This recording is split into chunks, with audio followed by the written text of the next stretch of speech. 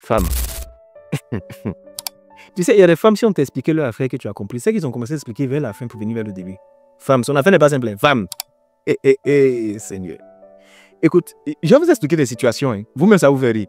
Alors, il y a des situations où la femme soupçonne son mari de la tromper. Toi là, ce que tu as commencé, c'est pas bien. Tu me trompes, non? Faut voir le gars discuter. Je veux qu'il transpire. Quoi, moi, je t'ai déjà trompé, moi. Mais pourquoi tu m'as dit si les gens comme ça? Je sors de la maison, je me bats en longueur de journée sous le soleil pour garantir votre avenir, pour payer les factures. Tu penses que j'ai le temps pour ça? Mais attends, tu m'appelles pour qui? Et puis c'est neuf, il gonfle son nez. Jean Boyiri, quoi. Bon, la femme même, elle a honte. Elle dit, bon, effectivement, je m'excuse auprès de toi. Non, c'est des trucs que je n'aime pas. Je mange pas, je mange. D'ailleurs, je dors pas à la maison.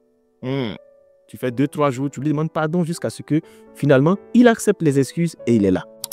Par contre, ton sixième sens te dit, lui, il n'est pas clair. Donc, tu deviens un agent du MI. Le MI6, tu commences maintenant à infiltrer le réseau.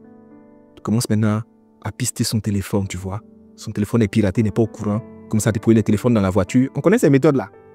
Et puis, tu mènes tes enquêtes jusqu'à tu vas le prendre la main dans le sac. Tu sais, il y a des façons d'attraper les gens où la honte est versée sur lui, il ne peut plus parler. C'est-à-dire, tu le prends même, tu le prends en flagrant délit. Il ne peut plus parler. Maintenant, c'est toi qui as la force, donc tu es fâché. Je m'en vais chez mes parents.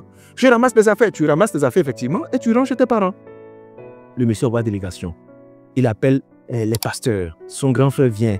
La tante vient. Les gens que tu respectes viennent. On te demande pardon.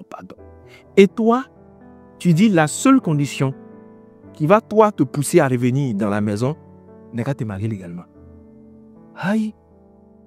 Je ne comprends pas bien ton attitude là. Bon, pour que toi, tu reviennes, il faut qu'il te marie légalement. Mais où est le lien entre te marier légalement et puis ce qu'il a fait? Ou bien le mari va annuler ce qu'il a fait, ou bien dès qu'il te marie, il a changé. Je ne comprends pas bien.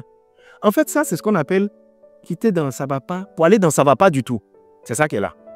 Et il y a beaucoup de femmes qui considèrent que les mariés, c'est une garantie, c'est une sécurité, c'est un cadeau, c'est une faveur qu'on les fait. C'est pourquoi il y a beaucoup d'hommes qui jouent avec le mariage.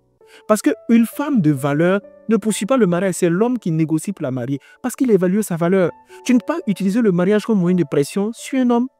Tu ne peux pas utiliser le mariage comme, je sais pas comment j'ai dit, remboursement du crédit d'une mauvaise attitude. Mais ça, c'est retourné contre toi.